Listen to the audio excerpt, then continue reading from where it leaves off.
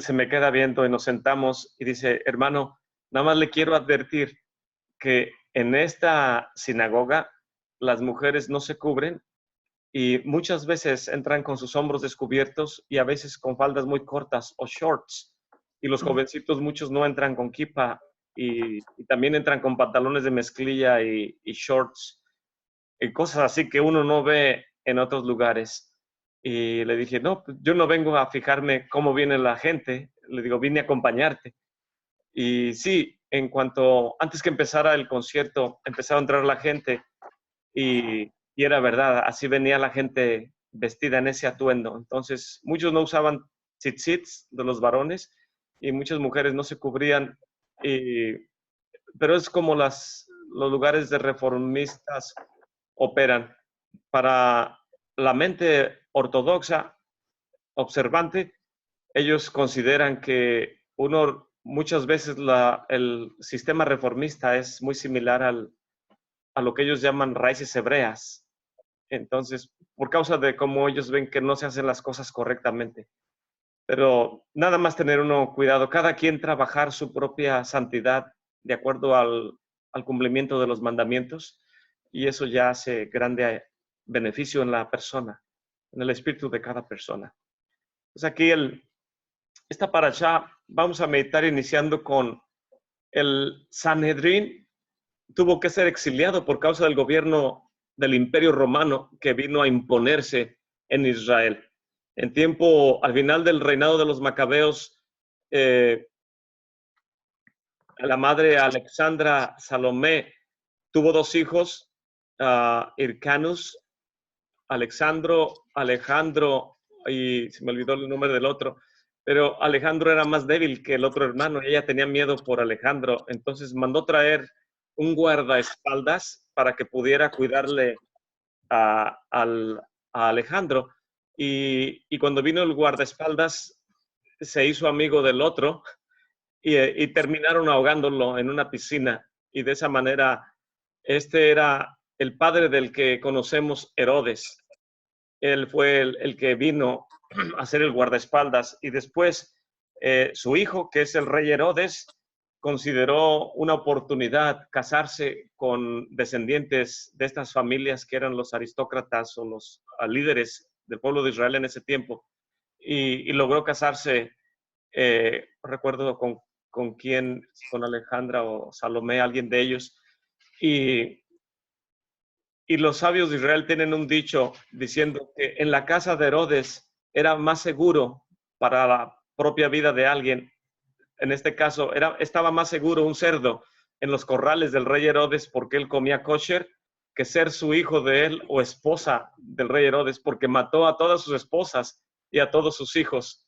Entonces, esta familia, al final del tiempo de los macabeos, mandaron traer, en este caso, a estos guardaespaldas que son de parte de Siria, del norte de Siria, y Herodes fue quien mandaron traer en aquel tiempo, aparte del ejército romano, para que pudiera hacer acto de presencia y cuidar un poco de los intereses de quien estaba a cargo del reinado en Israel. Y lógico que cuando los romanos vienen y los invitan, no vienen nada más porque sí, vienen con causas o con miras a hacerse cargo de más cosas o de obtener más beneficio, y ya fue muy difícil sacarlos, de tal manera que ya tenemos 2000 años de exilio desde que el Imperio Romano destruyó el Santo Templo en Jerusalén. Y la Shekinah, dice la Gemara, que fue exiliándose, fue saliendo del monte, del templo, del santuario en 10 etapas. Primero se manifestaba encima del arca, en el arca donde estaban las piedras de los mandamientos, y estaba el maná y la vara de Aarón que reverdeció, y el Sefer Torah. Está hablando, este proyecto está hablando desde cuando están en el desierto. No, ya estaba construido el santuario, el primer templo en Jerusalén, okay. Y la Shekinah se manifestaba. En el segundo templo ya no había arca, pero en el primer templo que construyó Salomón estaba todavía el arca. Y mientras operaba el santuario y su servicio con los Kohanim y los levitas, la Shekinah estaba ahí. Pero las pero la palabra Shekinah no parece como un poco abstracta.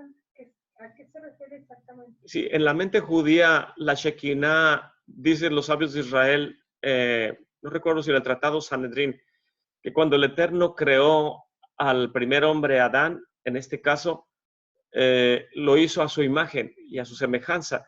Y dice en este caso la Gemara, que el Eterno lo vistió con su gloria y le puso su dabar, su palabra, en su boca.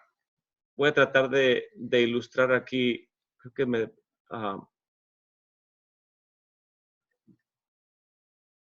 permite esta opción compartir algo. Aquí lo tengo.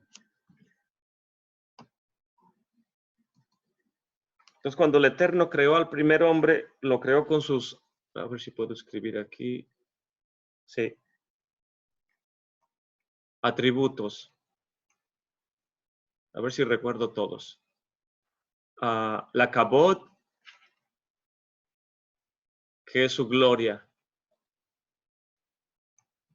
También la Shekinah, que es la presencia del Eterno.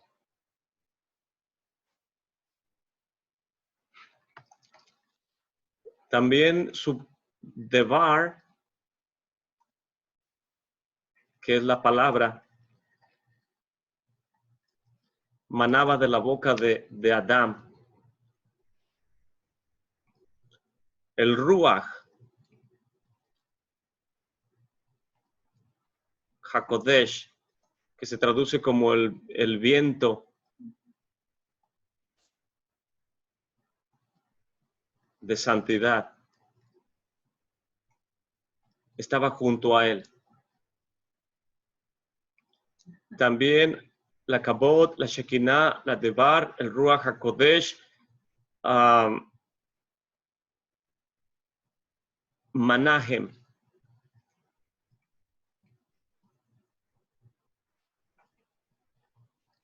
Se traduce como el consolador. Kabod, Shekinah, Devar, Ruach HaKodesh, Manahem. En el sentido de consolador que usan en el griego del Paracleto. ¿Es lo sí, mismo? es lo mismo. Ellos lo traducen como el paracleto, pero en el hebreo es Manahem, que también es uno de los nombres del Mesías, Manahem. Kabod, la gloria, lo vestía la Shekinah, la presencia estaba con Adán, la Devar, la palabra emanaba de la boca de Adán, pero sin ser él el Eterno, simplemente fluía la palabra del Eterno, el Ruach HaKodesh, Hakmah. Hakmah, que es la sabiduría. No, es el Hokmah, ¿no? Hakmah. La sabiduría estaba en su mente de Adán, de tal manera que él puso nombre a todos los animales de acuerdo a sus características.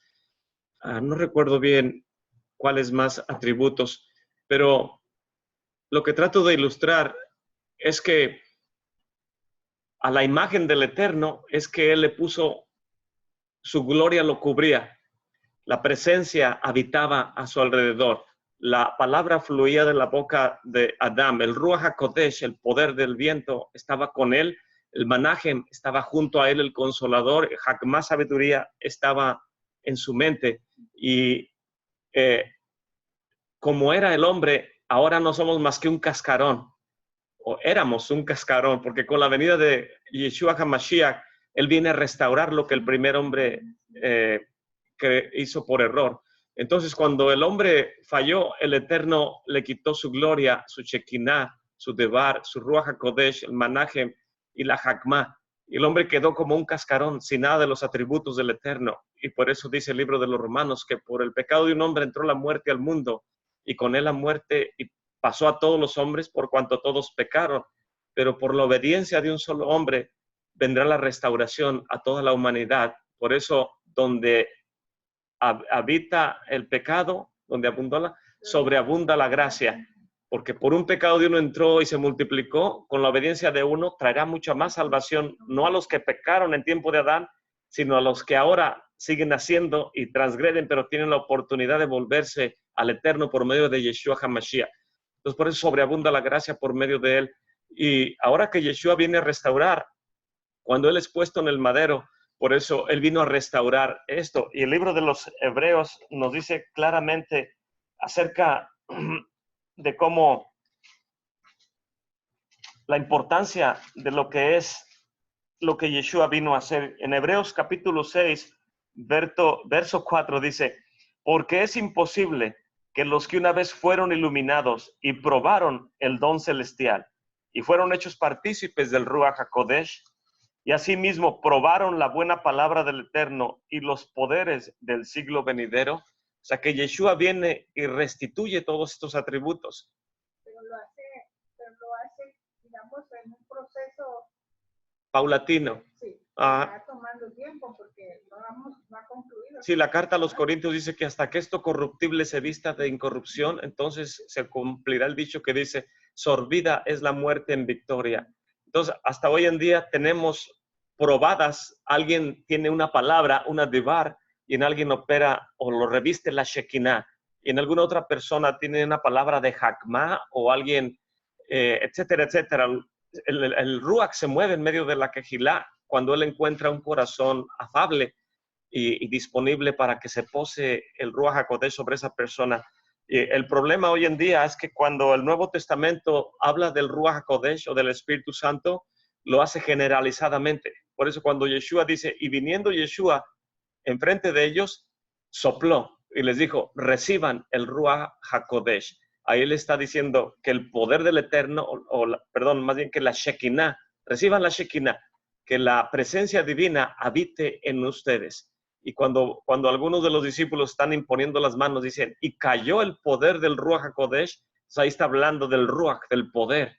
También hubo una manifestación física, que dice que hubo un viento fuerte. Un viento, sí, manifestación física. Una apariencia de lenguas de fuego. Lenguas de fuego. Sí. O sea que fue muy evidente la Sí, entonces son diferentes manifestaciones de acuerdo a cómo, pero es traducido todo generalizadamente como Espíritu Santo, el neuma. Pero en realidad en la mente judía sabes distinguir cuando la presencia cae, cuando la presencia habita o cuando se manifiesta una palabra por medio del creyente. Y cuando usted empezó hablando de la Shekinah, ¿a qué se estaba refiriendo exactamente? Y me estoy refiriendo a la presencia del Eterno que moraba en el santuario. La presencia divina, amén. Entonces la presencia divina operaba en ese tiempo en el santuario y se manifestaba, de acuerdo a los sabios de Israel, se manifestaba desde el Keporet, que es la cubierta encima del arca. Entonces la presencia divina venía y descansaba en el lugar santísimo encima del arca. Estaban los querubines. Entonces cuando es exiliada la presencia divina y se tiene que ir por causa de las transgresiones del pueblo de Israel, lo hizo en 10 etapas, que es lo que esta lámina nos dice. De encima del arca se movió hacia donde estaban los querubines.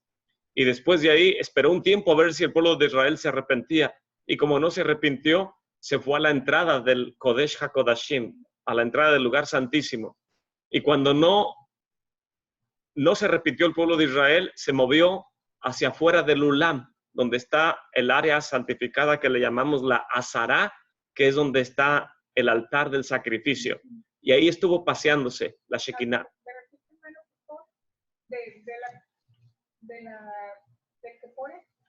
El Keporet, el arca. Sí, de ahí se movió hacia los querubines. ¿Estamos hablando todavía del desierto?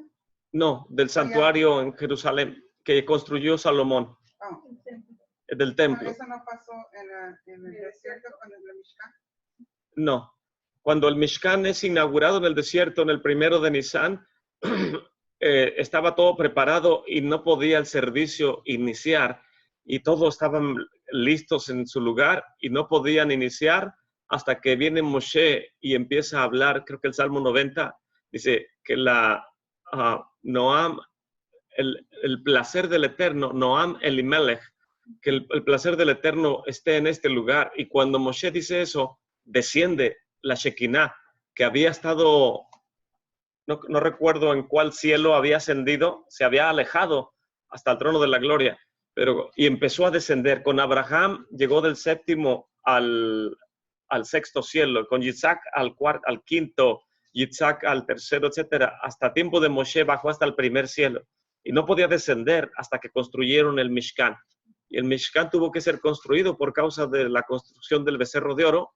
Y dice el Eterno, la única manera que puedo regresar a habitar en medio de ustedes es que me construyan una casa de santidad donde yo descenderé y me encontraré con ustedes. Construyen el Mishkan y no bajaba la Shekinah hasta que Moshe ora de esa manera y desciende y el fuego consume lo que está en el altar, como en tiempo de Eliyahu. Entonces de ahí permaneció la Shekinah hasta finales del primer templo, que es cuando es exiliada.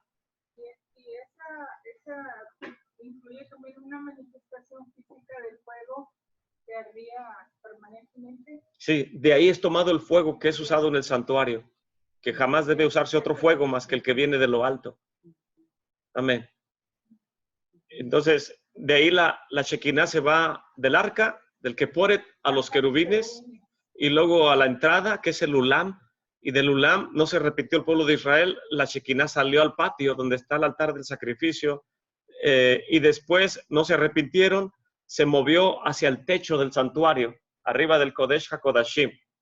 Cuando de ahí el pueblo de Israel no se arrepintió, se movió hacia el muro de la santa ciudad, y ahí estuvo paseando esperando que se arrepintiera.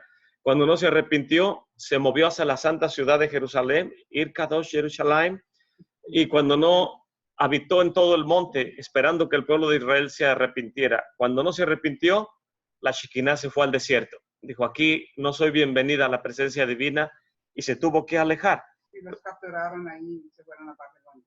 Y de ahí fueron, sí, llevados cautivos por causa de la transgresión. Y no eso pasó en el desierto, siempre tuvieron el favor de... Sí, por eso fue el pecado de los espías, que ellos, como la Shekinah, la nube de gloria, estaba en el desierto y les daba su alimento al Eterno, el maná, el agua, que era la roca, estaba con ellos, y de noche les calentaba la columna de fuego y de día la nube los cubría y les llevaba sus pertenencias.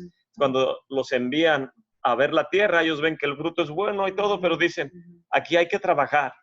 Entonces, no nos conviene. Tomemos parte del fruto y demos un mal reporte.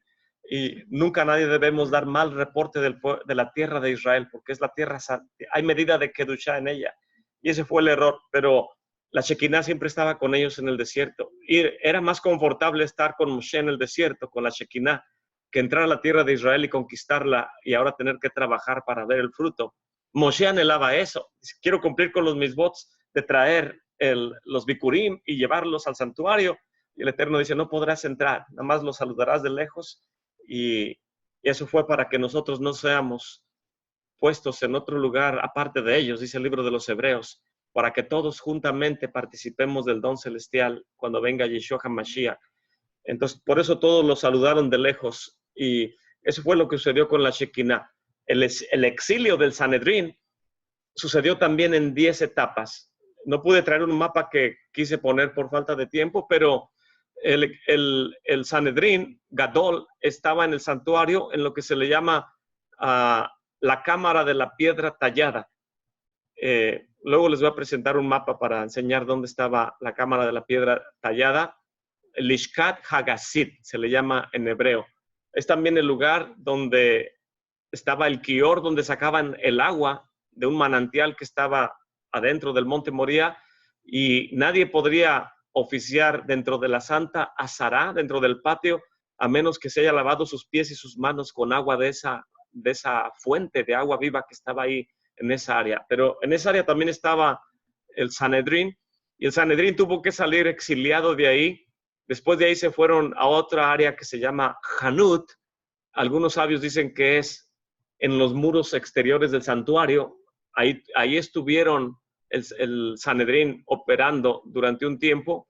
Después de ahí tuvieron que moverse a la santa ciudad de Jerusalén, y después de ahí se fueron a Yabne.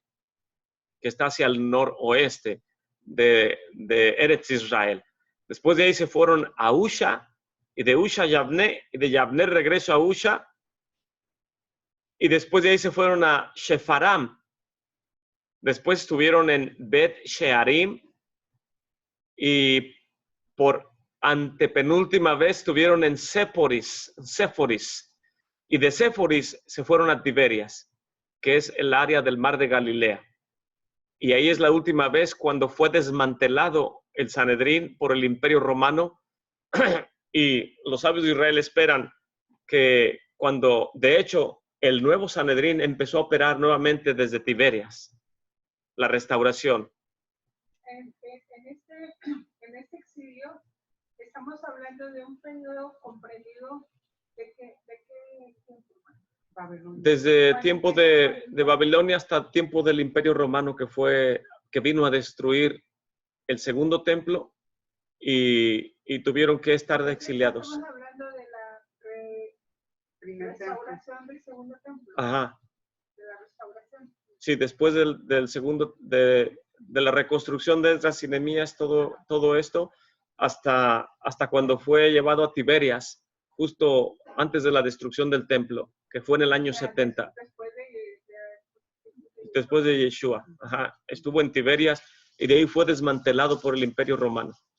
Entonces, lo que los sabios nos tratan de enseñar, que la Shekinah se alejó en 10 etapas, el Sanedrín estuvo siendo exiliado en 10 etapas y sacado también de la tierra de Israel, porque no podían los sabios operar en ese tiempo. Entonces, Tiberias es sinónimo es el mar de Galilea. Y los sabios de Israel nos dicen en la Gemara algo muy interesante para nosotros. Dicen ellos que cuando el Mesías regrese, su regreso lo hará en Galilea. Y él va a estar operando en Galilea, que es Tiberias. Lo importante para nosotros es que Yeshua HaMashiach es lo que hizo. Él vino a Tiberias. Entonces, ¿por qué Yeshua está respaldando la esperanza de los sabios de Israel en lo que se refiere a la restauración del Sanedrín y el regreso de la Shekinah? ¿Cómo es que el Mesías trae la Shekinah de regreso? Y les dijo a los discípulos, no salgan de Jerusalén hasta que sean llenos de poder de lo alto. Y los ángeles, en el libro de Mateo capítulo 28, dicen, ¿por qué están mirando hacia el cielo? Este Yeshua HaMashiach que ustedes están, dice, va camino a Galilea, como les dijo, que los esperaría en Galilea. Entonces, el Mesías está respaldando los dichos de los sabios. La pregunta es, ¿qué tiene que ver Galilea? ¿Por qué no se queda en Jerusalén? Supone que es la santa ciudad de Jerusalén, pero el Mesías dice, los veré en Tiberias. Díganle a mis hermanos que los espero en Tiberias, como ya habíamos hablado. Ahorita vamos a volver nuevamente a esa narrativa, pero antes de seguir en esa narrativa del mar de Galilea y su importancia, vamos a ver lo que dice la parashá acerca de los tzitzits. Los tzitzits, leímos lo que dice la Torá, que pondremos tzitzits en las, dice, y pondrán sobre los tzitzits de cada esquina un hilo tejelet y serán para ustedes tzitzits, y lo verán y lo recordarán todos los mandamientos del Eterno y los harán y no explorarán tras de sus corazones y de sus ojos en pos de los cuales ustedes se descarrían, para que recuerden y cumplan todos mis mandamientos y sean kadosh para su Elohim.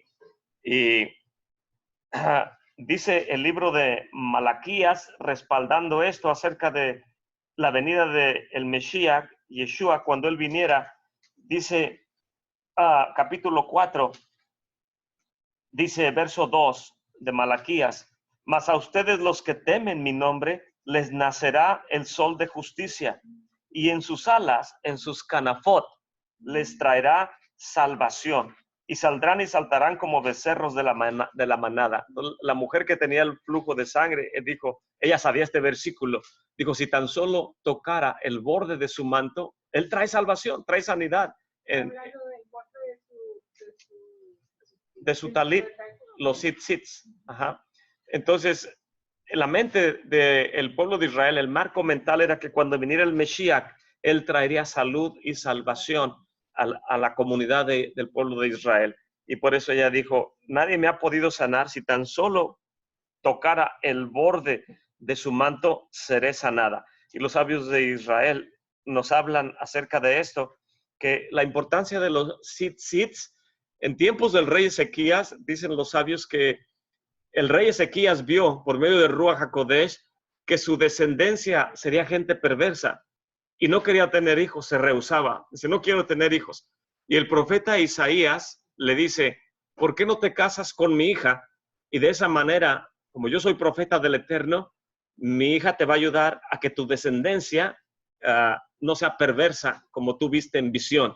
Entonces el rey Ezequías tomó en consideración y se casó con la hija del profeta Isaías, Yeshayahu Hanaví.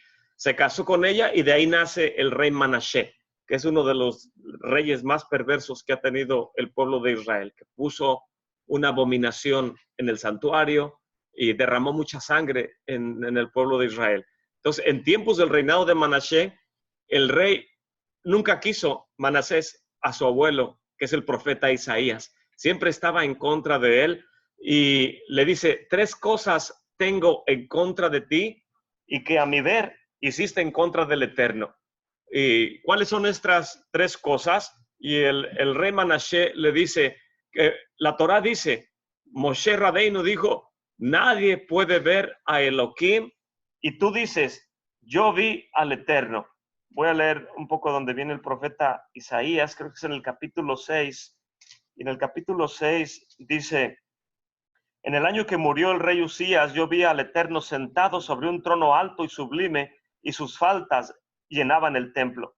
Y encima de él estaban los serafines, y cada uno tenía 6 alas, con 2 cubrían sus rostros, con 2 cubrían sus pies y con 2 volaban. Y uno al otro daba voces diciendo, Kadosh, Kadosh, Kadosh, Adonai Sebaot, Melakol Haaretz Kevodo. Y los quinciales de las puertas se estremecieron con la voz del que clamaba, y la casa se hinchió de humo. Entonces dije, ay de mí, que soy muerto, que siendo hombre inmundo de labios, habitando en medio de pueblo que tiene labios inmundos, han visto mis ojos al rey, Adonai Sebaot.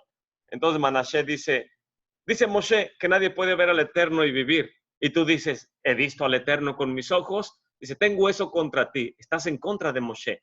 Dice, otra cosa tengo contra ti. Que la Torá dice que los días del hombre son los que el Eterno le da y nadie puede vivir más de lo que el Eterno te permite vivir. Y tú dices, en tu libro, le dice a su abuelo, tú dices que ore mi abuelo, Ezequías, mi padre Ezequías, perdón, le estás diciendo que ore y tú das testimonio en tu libro que el Eterno le dio 15 años más de vida. ¿Cómo está eso? Si el Eterno ya decreta que alguien, de acuerdo a sus acciones, puede vivir o morir, y si él merecía morir, ¿por qué tú dices que él vivió 15 años más? Estás yendo en contra de los decretos del Eterno. Y dice, y número 3, Moshe Rabbeinu dice, busquen al Eterno siempre. Y tú dices, solamente en tiempo aceptable busquen al Eterno. Tratas de decir que no podemos buscarlo siempre, sino nada más cuando sea favorable a nosotros. Entonces, Manasés estaba buscando excusas para poder acusar al profeta Isaías en base a la Torá. Y qué curioso, ¿verdad? ¿Cómo lo hizo en base a la Torá? En base a la Torá. Se quedó mucha perversidad en torcer la escritura. Entonces, Manashe decreta, dice, como tú estás yendo en contra de la Torá, tienes que morir. Y lo manda a buscar. Entonces, toda eso es una historia muy larga que viene en la Gemara, pero ahí se nos narra en el Tratado Sanedrín y en el Tratado Yevamot del Talmud babilónico, en el Tratado Sanedrín del Talmud de Jerusalén. El Talmud de Babilonia nada más narra cierta parte, pero el Talmud de Jerusalén nos da más detalles acerca de estos acontecimientos.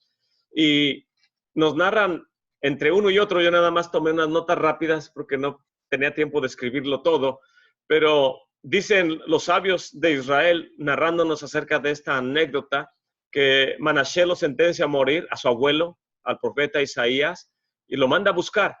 Y Isaías, en su huida, para que no lo maten, entra en un bosque donde había árboles y pronuncia el nombre del Eterno o uno de los nombres del Eterno. Y entonces un árbol le muestra una boca, una entrada, y él se mete y ahí el árbol lo esconde. Y de esa manera él está escondido. Y cuando vienen los que andan buscándolo para matarlo, lo están buscando y no lo encuentran. Y aquí dicen los sabios de Israel, sorpresa, lo delataron sus tzitzits, porque el árbol no quiso esconder los tzitzits del profeta Isaías. Y la pregunta es, ¿por qué no quieren esconder, por qué el árbol no quiso esconder los tzitzits del profeta Isaías? Y los sabios de Israel nos dicen que porque el profeta Isaías cometió algo de error. Lo que él hizo es que habló mal del pueblo de Israel.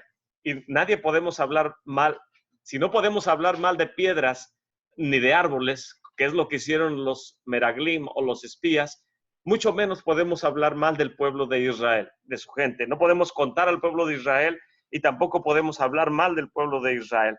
Y en el capítulo 1 dice el libro del profeta Isaías, visión de Isaías, hijo de Amós, la cual vio sobre Yehudá y Jerusalén en los días de Usías, de Jotam, de Ahaz, Ezequías, reyes de Judá.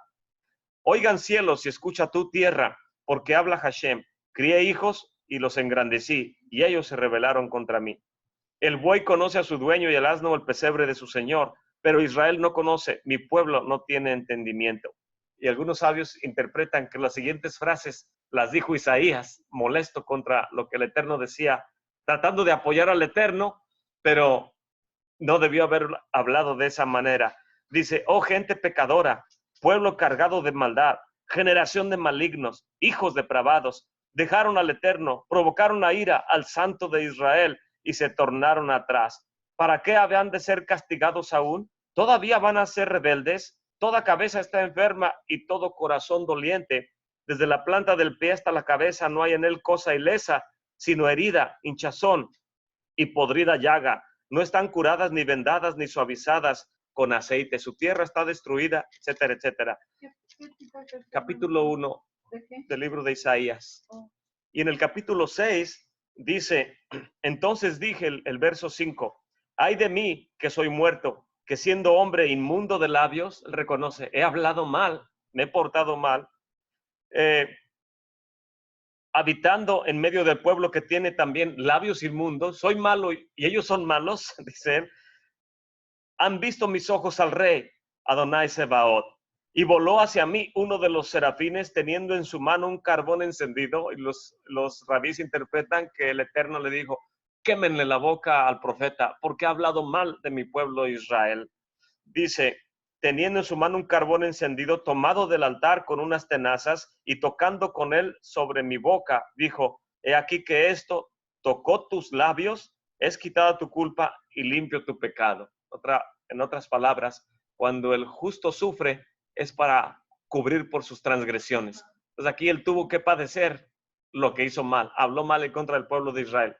Entonces de esa manera, dicen los sabios de Israel que por haber hablado mal contra los hijos del Eterno, que es parte de los mandamientos, es que, dicen los sabios de Israel, ahorita lo vamos a ver, cuáles fueron las causas que Manashe manda buscarlo y cuando lo encuentran, dicen, este árbol tiene tzitzits, los árboles no usan tzitzits, lo que usan tzitzits son los varones del pueblo de Israel.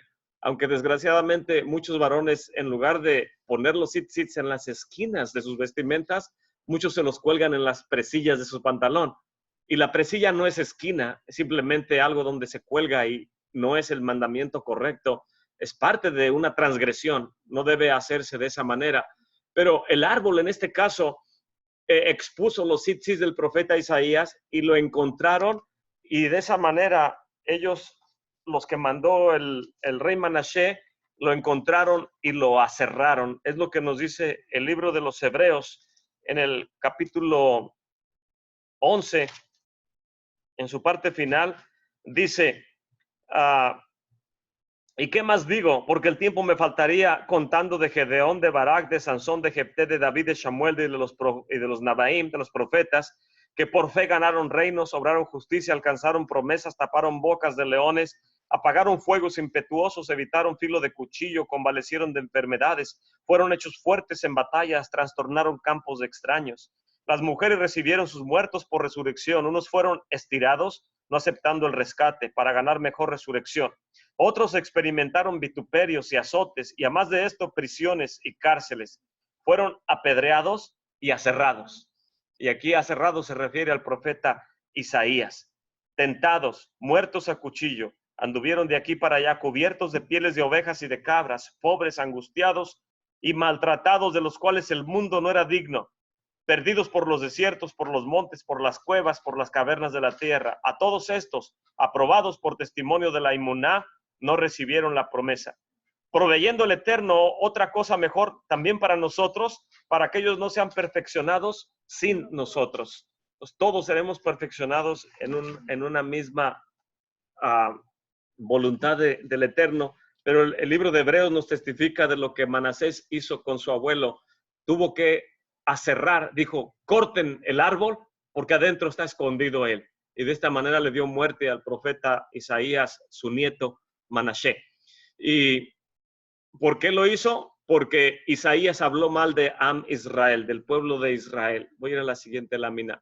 Y ya leí, el Señor le habló a Moshe diciendo, le habla a los Bnei Israel y diles que se hagan pezuelos o franjas en los remates de sus vestidos de color tejele. En este caso, el hecho de que el rey decretara lo que el rey persiguiera y matara al profeta, se puede entender como un juicio de Hashem para el profeta. Pues el Eterno permitió, si no, no lo hubiera podido hacer Manasés hasta cierto punto. Pero es difícil saberlo. Porque muchos dicen que la muerte trágica de una persona es para que expíe por sus faltas. Por eso algunos no mueren de muerte natural, entonces puede ser otra de las... Puede ser otra razón, que el Eterno permite para que no sea acusado de nada al final y queda limpio en su caminar. Puede ser. Y los sabios de Israel, en base a los tzitzis, nos preguntan, ¿quién transgrede más? ¿Quién solamente usa los tzitzis blancos o quien no usa aunque sean los blancos o quien no usa teniendo el hilo azul? Hoy en día, apenas hace algunas décadas, un par de décadas, se había perdido desde la destrucción del santuario, que sabemos que la maldad del Imperio Romano es que ellos vinieron y estaban cansados del pueblo de Israel. Ninguna nación se había levantado en contra del Imperio Romano. Ellos cuando venían destruían a las naciones y ninguna nación tan pequeña como el pueblo de Israel se había rebelado tantas veces contra ellos que quedaron cansados diciendo, este pueblo tan pequeño y da tanta guerra. Dice, la única manera de deshacernos de ellos es desmembrándolo. ¿Y cómo lo hicieron? Vendiendo al padre de una familia a una nación, la madre a otra nación, un hijo a otra nación, otro hijo a otro lugar. Dice, jamás así podrán volver a reunirse nuevamente estas familias. Tenemos que desmembrarlas y venderlas como esclavos por todos los lugares de la tierra. Y hasta hoy en día, dicen los israelitas, cuando uno está caminando en la ciudad santa, dice que cuando entraron los romanos dijeron, el lugar santísimo está vacío, no hay nada ahí. Esperaban ver una estatua de lo que ellos adoran, un ídolo, un dios, como los griegos y los romanos adoran. Dicen, es un lugar vacío. Este pueblo, ¿qué tiene en la cabeza? Y dicen los judíos, hoy en día, el guía de turistas que estaba hablando cuando yo estaba ahí, dicen, ellos no entienden que nosotros no necesitamos palpar a algo o a alguien para reconocer que el Eterno es nuestro creador, sino que ¿dónde está dónde está el imperio romano? ¿Dónde está el imperio babilónico, el persa? ¿Dónde está todos el asirio? Dice, mas nosotros seguimos aquí por la gracia del Eterno. Entonces, podemos ver de esa manera que el Eterno ama al pueblo de Israel. Y cuando se perdió la familia, en este caso que sabía cómo extraer la tinta del molusco con el cual se obtiene el tejelet, que es el color azul turquesa, que es un azul como el cielo y como el mar. Cuando uno mira en el horizonte el mar, cuando se junta y se besa con el cielo, así debe de ser los tzitzit, el color del trono de la gloria, que significa la eternidad y la inmensidad de la base del trono de la gloria. Cuando uno ve el horizonte del mar y se besa con el cielo, es como si uno estuviera nada más viendo la base del trono de la gloria y arriba está el Eterno y el Mesías. Y cuando se perdió la tinta, los sabios de Israel decretaron para que no cualquier persona traiga cualquier azul subido, azul rey o azul claro, mejor vamos a usar solamente blancos. Y desde ahí hasta que encontremos nuevamente la tinta y el molusco, vamos a poder reinstaurar el mandamiento de poner un hilo tejelet en los tzitzis de las canafot, de las esquinas de nuestra vestimenta. Pero los sabios en base a esto dicen, ¿quién transgrede más? ¿Quien no usa ni los blancos o quien no usa blancos con el azul? Y los sabios dicen, quien no usa ni los blancos, que no es lo que está diciendo el mandamiento en la Torá dice, y pondrás tzitzit con un hilo tejelet. Y ese es el mandamiento. Y los sabios dijeron, hoy no hay tejelet, nada más los vamos a usar blancos. Y hacen una pregunta a los sabios, ¿quién transgrede más? ¿Quién no usa ni los blancos? ¿O quien dice que no hay tejelet, no traigo azul? No traigo ni azul. Y otro dice, yo no traigo blancos porque pues, no hay ni tejelet. Y dicen los sabios de Israel, el que transgrede más es el que ni siquiera trae blancos. Porque tejelet es difícil encontrarlo y tal vez cueste más. Y el que tiene un poco de dinero podría adquirir tal vez nada más los blancos para cumplir el mandamiento y estar orando. Entonces transgreden más quien puede hacerlo y no lo hace. Es como un rey que le envía a 2 personas y le dice a uno, tráeme un sello de barro. Y otro le dice, tráeme tú un sello de oro. Y al final ninguno de ellos lo trae. ¿Quién es más transgresor? El que pudo agarrarlo de barro y hacerlo con sus manos porque era más fácil, que el que dice, pues yo no pude porque no tenía para conseguir el metal y poder fundirte tu sello. Entonces, en este caso, el que puede hacerlo y no lo hace, le es contado como transgresión. Y el Targum dice que se traduce para que los veas y te santifiques al Eterno. Y Rashi interpreta, para que luzcas como los ángeles que rodean el trono de la gloria. En otras palabras, cuando los varones están leyendo el Sefer Torah y rodean el arca, es como si uno estuviera dentro del lugar santísimo y donde están los querubines y está la gente involucrada en el servicio al Eterno. Y de esa manera Rashi interpreta acerca de la importancia del mandamiento de los tzitzits. Entonces el Rabí Meir y el Rabí Yehuda discuten en la Gemara. Nuestros hijos son nuestros hijos cuando se portan bien o cuando se portan mal. Y el Rabí Meir dice, nuestros hijos son nuestros hijos siempre, porque se porten bien o se porten mal, los queremos por igual. No dejan de ser nuestros hijos si se portan bien o se portan mal. Biológicamente son nuestros hijos independientemente de cómo se porten. Y el Rabí Yehuda concluye, pero en cuanto a nosotros, el pueblo de Israel, no somos hijos biológicos del Eterno. Somos hijos de Él cuando obedecemos los mandamientos. Cuando no los obedecemos, no somos sus hijos. Entonces, ¿quién usa los tzitzits? Quien ama al Eterno. Los sabios de Israel interpretan, cuando entra un varón con tzitzits al área de oración o a la quejilá, al shul o a la sinagoga, como le querramos llamar, dicen los sabios de Israel que los ángeles del cielo dicen, abran camino porque aquí viene un hijo del Eterno. Entonces, nuestra comunión con el Eterno es en base a obedecer los mandamientos, sobre todo los tzitzits, que debemos traer tzitzits los varones porque es un mandamiento del Eterno. Y las mujeres, aunque no usan tzitzit todos los días, hacen la oración y participan del mandamiento mencionando el mandamiento, aunque ellas no lo usan, pero los varones sí. Y Yeshua respalda estos conceptos del Rabí Yehuda y del Rabí Meir cuando dice en el libro de Juan capítulo 8, Yeshua le respondió, de cierto les digo que todo aquel que hace pecado es esclavo del pecado. Y el siervo o el esclavo no permanece en casa para siempre, mas el Hijo permanece para siempre. Así es de que si el Hijo los liberare, serán verdaderamente libres. Sé que son descendientes de Abraham, pero procuran matarme, porque mi palabra no cabe en ustedes. Lo que yo he visto con mi padre hablo, y ustedes lo que han visto con su padre hablan. Aquí está diciendo Yeshua. ¿De quién dicen que son hijos? ¿Biológicos del Eterno o por cumplir los mandamientos? Respondieron y le dijeron, nuestro padre es Abraham. Y le responde Yeshua, si fueran hijos de Abraham, las obras de Abraham harían, pero ahora procuran matarme. Les he hablado la verdad, la cual he oído del Eterno. ¿No hizo esto Abraham? Ustedes hacen las obras de su padre. Y le dijeron entonces, nosotros no somos nacidos de fornicación, un padre tenemos que es el Eterno. Y Yeshua entonces les dice, si su padre fuera el Eterno, ciertamente me amarían, porque yo del Eterno he salido y he venido, que no he venido de mí mismo, mas el que me envió. ¿Por qué no reconocen mi lenguaje? ¿Por qué no pueden oír mi palabra? Ustedes de su padre el diablo son, y los deseos de su padre quieren cumplir. Él, homicida, ha sido desde el principio y no permanece la verdad en él porque no hay verdad en él. Cuando habla mentira, de sí mismo habla, porque es mentiroso y padre de mentira. Y porque yo les digo la verdad, ¿a mí no me creen?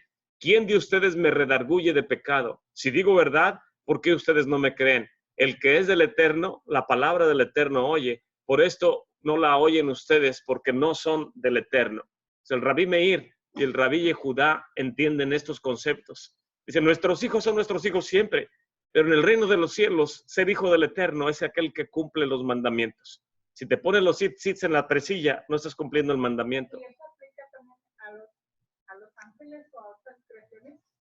En obedecer los mandamientos. Porque, por ejemplo, cuando si leemos en el libro de Job, dice, y vinieron los hijos de Elohim. Sí, los Benei Elohim es lo que estaba comentando el hermano Jaime. También habla. Y los hijos de Elohim vieron a las hijas, ¿verdad? Cuando habla de esos hijos, y luego en la creación de los descendientes de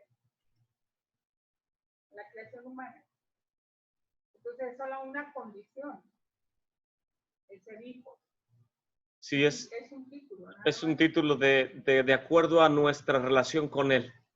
Si cumplimos los mandamientos y le amamos, somos llamados hijos del Elohim eterno. Pero si no cumplimos los mandamientos, entonces no somos llamados hijos del Eterno. Pero dicen el pueblo de Israel que todo judío, todo descendiente de las tribus tiene una porción en la Torah, que cada quien va a ser responsable por sus acciones, sean buenas o sean malas, lo va a hacer. Pero el Eterno no ha desechado a su pueblo. Y los sabios nos hacen una pregunta: ¿cuál es nuestra relación con el Eterno? ¿En base a siervos o en base a hijos? Si cada quien decide moldear su relación con el Eterno, si lo hacemos como siervos, mucha gente dentro del movimiento de raíces hebreas dicen, porque Él es mi rey y yo soy su siervo. Hay una anécdota muy interesante de acuerdo a los sabios de Israel. Había un varón, algunos años antes de Yeshua, que se le llamaba Honi, el que escribía o rayaba círculos. Le llamaban Honi, en inglés le llaman Honi the Circle Maker, el que hacía círculos. Y este era un hombre piadoso en aquel tiempo en el pueblo de Israel. Y cuando no llovía en la tierra de Israel, toda la gente estaba orando, como hacemos siempre, que venga lluvia del cielo y que el Eterno nos proporcione alimento a nuestra mesa y el fruto de la tierra, etcétera, etcétera. Pero a veces no llovía. Y cuando no llovía por X razón, el pueblo de Israel decían, vayan y traigan a Honi, el que hace círculos, porque él puede hacer que llueva. Y cuando él venía, decía, ¿para qué me mandan a hablar? Dice, tú siempre has hecho que llueva, queremos que hagas llover. Dice, yo no hago llover por mi fuerza, ni porque yo sea alguien especial, simplemente oro al Eterno y Él hace que llueva. Dice, pues queremos eso, necesitamos que ores al Eterno porque no ha llovido y no vamos a tener alimento. Y cuando él llegaba y oraba delante del Eterno, ¿qué es lo que él hacía? Simplemente hacía algo más muy sencillo. Dicen los sabios de Israel que él se paraba, hacía un círculo alrededor de sus pies y elevaba sus manos al cielo y sus ojos y decía, Señor del universo, yo soy tu hijo. ¿Quieres que tu hijo padezca hambre? ¿Quieres que tu hijo padezca sed? No me muevo de este círculo hasta que hagas llover. Y empezaba a chispear, empezaba a caer una brisa y toda la gente, Baruch Hashem, Baruch Hashem. Y Honi volteaba y decía, Padre, con esta brisa no voy a comer. Necesito comida durante todo el año. Necesitamos más agua. Soy tu hijo, no me muevo de aquí. Tú eres mi padre y tú me das de comer. Y comenzaba a llover un poco más fuerte y él permanecía y dice, no me muevo de aquí hasta que caiga agua con más fuerza para que se pueda levantar cosecha, porque soy tu hijo y tú eres mi padre. Entonces los sabios de Israel dicen, hay dos tipos de personas que oran, los que oran como siervos y los que oran como hijos. Y cada quien decidimos si vemos al Eterno como nuestro Padre, como Yeshua dice, yo vengo del Eterno porque Él es mi Padre y yo hablo con Él y lo que Él me manda yo hago. También nos dio la opción, porque Él dijo, Ya no los llamaré siervos, sino amigos.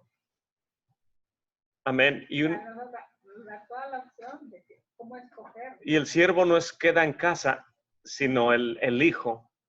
Y también cuando dice, cuando le dice a Yeshua, cómo nos enseñan a orar, dice Padre nuestro que estás en los cielos. Padre nuestro, amén. Ahí digo todo. Entonces tenemos que comportarnos como hijos, ¿verdad? Porque si decimos que somos hijos del Elohim Altísimo y nuestras acciones no son en base a que obedecemos los mandamientos, no por temor a Él, sino por amor a Él, porque el Ruach HaKodesh ha sido derramado en nuestros corazones. Entonces, si el Ruach ha sido entregado como Apolos, y si vino un hombre, Apolos, poderoso en las Escrituras, no sabía de Yeshua, nada más conocía hasta el lavamiento o la purificación de Yohanan, de Juan. Y cuando él viene y lo ven Aquila y Priscila, dicen, este hombre es justo. Dice, hey, Apolos, disculpa, a lo mejor estabas lejos y tú no sabías, pero Yeshua HaMashiach ya vino. Él fue puesto en un madero, resucitó al tercer día y envió el Ruach HaKodesh, que antes descansaba sobre profetas, reyes, o sacerdotes o kohanims. Ahora el Ruach es enviado a todo el corazón de todo aquel que cree, como dijo el profeta Joel. Y ha sido enviado. Y entonces dice la Escritura que Apolos creyó y con más denuedo testificaba acerca de Yeshua, de cómo hablaban de él la Torá, los profetas y los salmos, porque no existía el Nuevo Testamento en ese tiempo. Entonces, alguien que cree con ese fervor que el Eterno envía a su Hijo y su Hijo restaura todas las cosas, nuestra vida debe ser transformada y no decir, es que solamente soy un siervo, porque un siervo no queda en la casa, más el Hijo sí queda en la casa. Y nosotros somos hijos del Elohim Altísimo.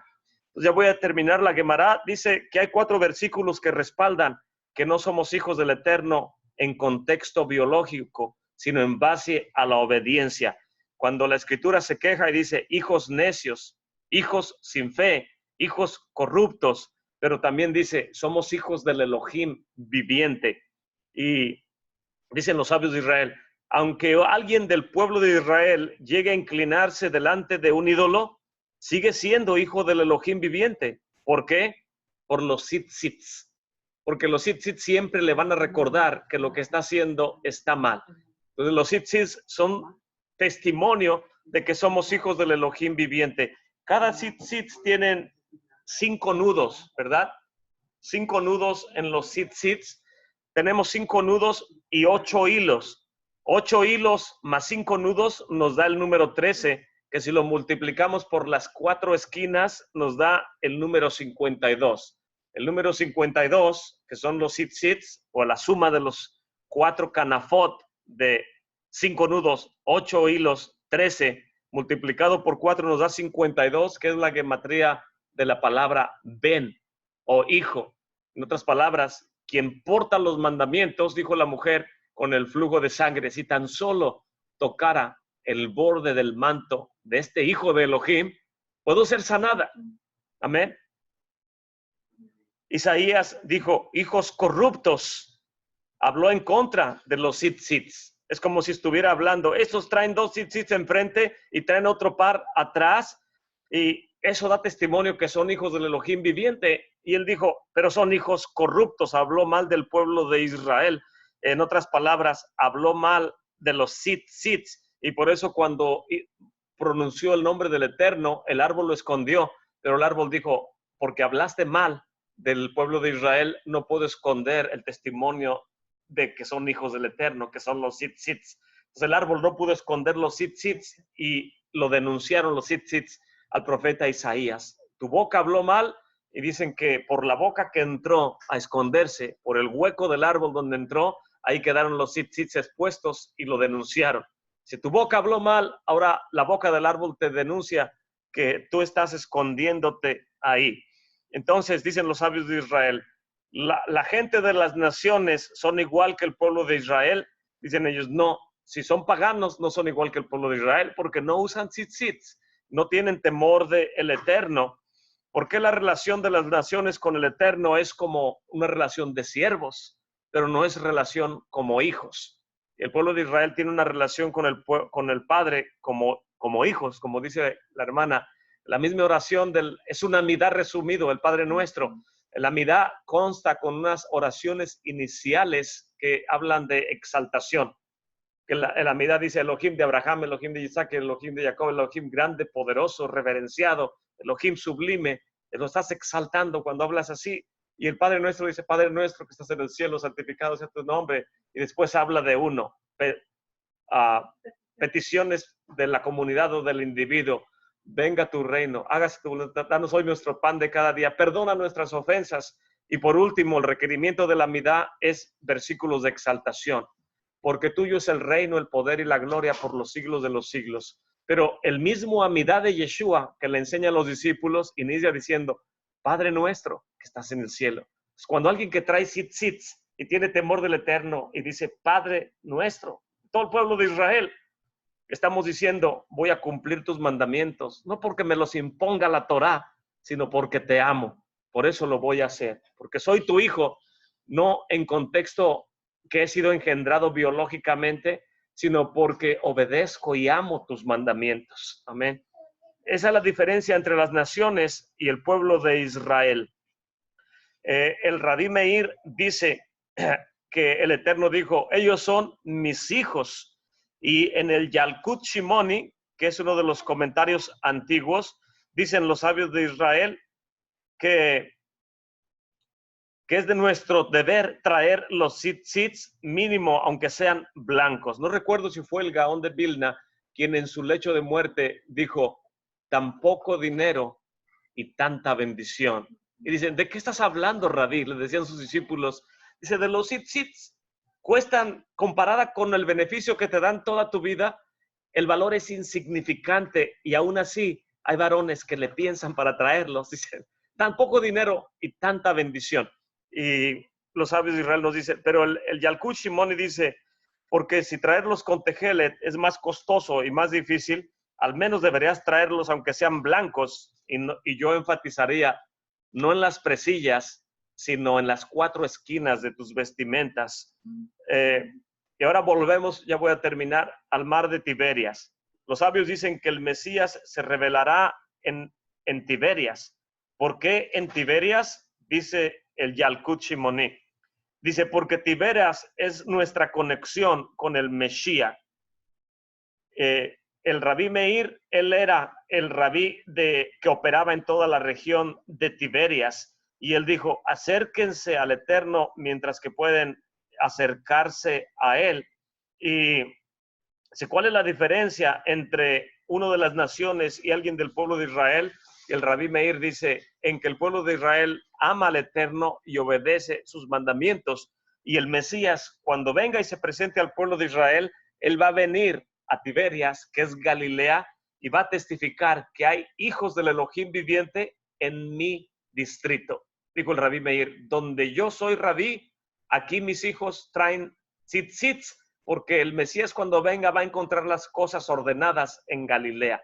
Aquí donde nos desmantelaron a todos y dijeron que no haya más sabios en Israel, el Rabí Meir dice, en lo que a mí respecta, en Galilea, todos los que escuchan la enseñanza de mi Torah que el Eterno me ha dado, caminarán rectamente para que cuando venga el Mesías encuentre hombres, varones en Tiberias dignos de que él encuentre un minyan, una comunidad y pueda él instituir el reino de los cielos comenzando en Tiberias, que es Galilea.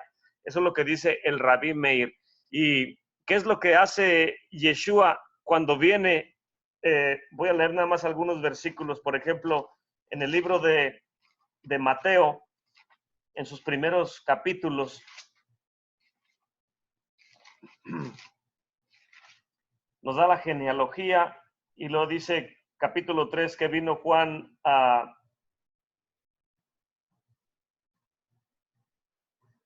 Bueno, voy a leer un poquito antes. Mas muerto Herodes, que el ángel del Eterno aparece en sueños a Joseph en Egipto, dice, levántate y toma al niño y a su madre y vete a tierra de Israel, que ya han muerto los que procuraban la muerte del niño. Entonces se levantó y tomó al niño y a su madre y vino a la Eretz Israel.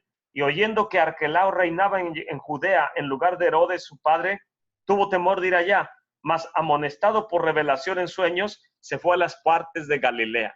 ¿Por qué tenía que llevar Yosef a Yeshua a Galilea? Porque se esperaba que el Mesías se presentara en Galilea. Amén. Y dice aquí, y vino y habitó en la ciudad que se llama Nazaret. Nazaret es parte del distrito de Galilea. Capítulo 3. Después vino Yohanan predicando que el reino de los cielos está aquí cerca. Dice, y entonces vino Yeshua y tuvo que ser sumergido. Dice, su aventador está en su mano y aventará su era y acercará su trigo en el alfolí, quemará la paja en fuego que nunca se apaga. Entonces Yeshua vino de Galilea a Juan al río Jordán. Habitó siempre el Mesías en Galilea. Capítulo 4, estuvo en el desierto. Dice en verso 11, el diablo entonces lo dejó y aquí que los ángeles llegaron y le servían. Mas oyendo Yeshua que Juan era preso, se volvió a Galilea. Y constantemente está narrando la escritura que el Mesías iba de Galilea a Jerusalén, de Jerusalén a Galilea. ¿Por qué no va a otro lugar? ¿Por qué tiene que ir a Galilea precisamente? Para dar testimonio a lo que los sabios de Israel decretaron acerca de que los hijos del Eterno habitan cumpliendo los mandamientos. Y el Rabí Meir dice, donde yo he sido rabino en mi área, que es todo el Galilea, los hijos que son aquí enseñados, cuando venga el Mesías va a encontrar gente que va a obedecer los mandamientos. Y por eso el Mesías vino al mar de Galilea y encontró ahí a sus siervos y a los que estaban ahí echando las redes. Les dijo, síganme, a Pedro, a Andrés y a todos ellos. Pero ustedes pueden leer en los evangelios toda la narrativa acerca de Yeshua. El libro de Marcos también tiene la misma línea. Dice, mas después de que Juan fue encarcelado, Marcos capítulo 1, verso 14, Yeshua vino a Galilea predicando la Basorá, las buenas nuevas del Malkut Shamayim, del reino de los cielos, y diciendo, el tiempo es cumplido, el reino del Eterno está cerca, arrepiéntanse y crean al evangelio. Y pasando junto a la mar de Galilea, vio a Shimón, a Andrés su hermano, que echaban la red en el mar porque eran pescadores, y les dice Yeshua, vengan en pos de mí, y haré que sean pescadores de hombres. Y entonces, dejando sus redes, le siguieron. Pasando de ahí un poco más adelante, vio a Jacob, hijo de Zebedeo, y a Juan su hermano, y también ellos en el navío que aderezaban las redes. Los llamó, y dejando a su padre en el barco con los jornaleros, fueron en pos de él. Entraron en Capernaum en los Shabbats, entrando en la sinagoga, y enseñaba. Anduvo por todas las regiones de Galilea enseñando el Mesías. Los sabios de Israel dicen, ¿dónde vendrá el Mesías cuando él venga? ¿En dónde estará habitando y enseñando? Y ellos mismos dicen, en Galilea. El Nuevo Testamento no nos da esta referencia ni nos da estos detalles, pero cuando nosotros vemos los dichos de los sabios y vemos a Yeshua lo que está haciendo, uno puede armar el rompecabezas. Dice, ahora entiendo por qué el Mesías tiene que venir a presentarse en el mar de Galilea. Y todo el libro de los Hechos está hablando de lo mismo. Dice, no está aquí, va camino a Galilea, como les dijo antes de que padeciera. Pues el Mesías siempre les dijo a los discípulos que los encontraría después de padecer en Galilea. En Revelación menciona que